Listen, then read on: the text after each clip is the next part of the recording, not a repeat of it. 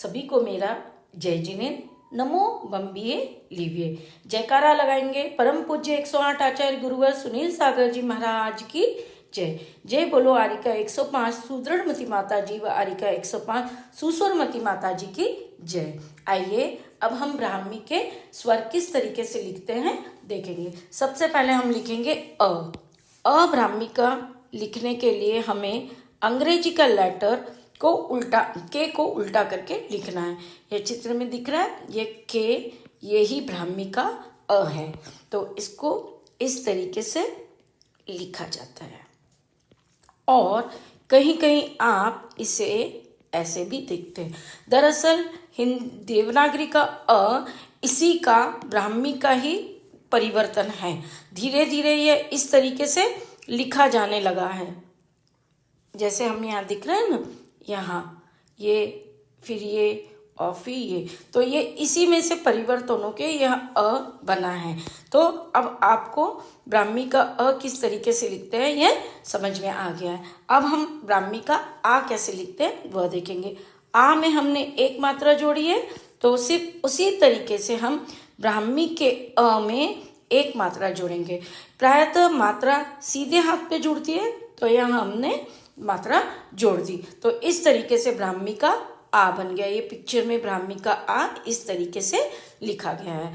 अब हम लिखते हैं अम इसलिए हम लिख रहे हैं क्योंकि अ से ही हम बना देंगे। तो ये मैंने अम लिखा और ये लिखा ब्राह्मी का अ और उस पे लगा दिया एक डॉट, तो ये बन गया अम। ये पिक्चर में इस तरीके से अम दिखा गया है। अब आहा तो आप समझ ही गए होंगे किस तरीके से लिखेंगे, तो जल्दी से आहा लिखते हैं। आहा लिखने के लिए जैसे हिंदी में हम 2 डॉट लगाते हैं, सेम वैसे ही ब्राह्मी का अ लिखा और उसमें हमने 2 डॉट लगा दिए। पिक्चर में देखते हैं कैसे लिखे ये।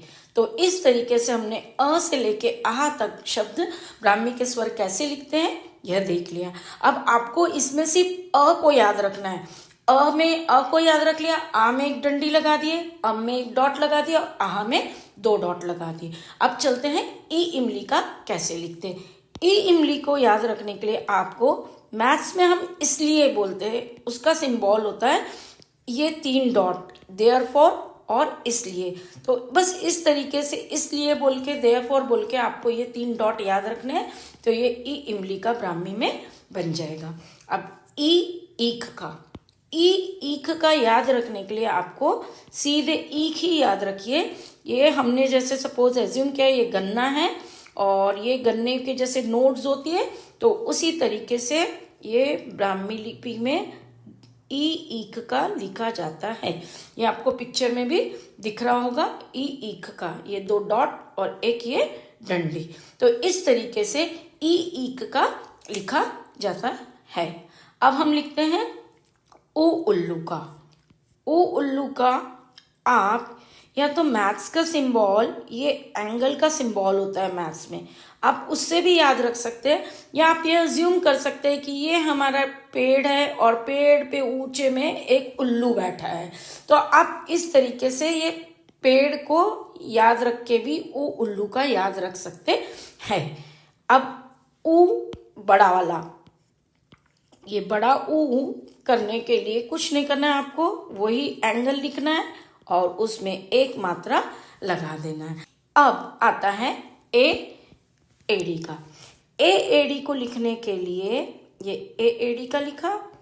आप ये मैथ्स का एक सिंबल होता है ट्रायंगल का, उसको याद रख लीजिए, ठीक है। अब एनक का तो एक मात्रा और जुड़ गई, तो बस आपको मात्रा जोड़नी है, पर यहाँ पे मात्रा हमने उल्टे हाथ पे जोड़ी है, ये एनक का बन गया, ठीक है। और ये पिक्चर में भी आप देख सकते हैं एनक का, ठीक। अब हम लिखते हैं ओ में हमको सिंबल जेड, अंग्रेजी का जेड लेटर होता है आखिरी अल्फाबेट, उससे याद रखना है। तो हमने लिख दिया ये ब्राह्मी का ओ।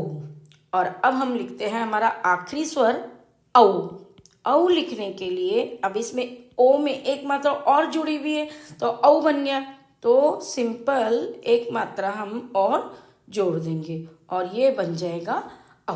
तो इस तरीके से हमने ब्राह्मी के अ से लेके औ तक के स्वर किस तरीके से लिखे जाते हैं यह देखेंगे। तो मिलते हैं अगले वीडियो में, क वर्ग के व्यंजन कैसे लिखते हैं वह देखेंगे। Thanks for watching. रिलीजियस यात्री, जय जिनेंद्र।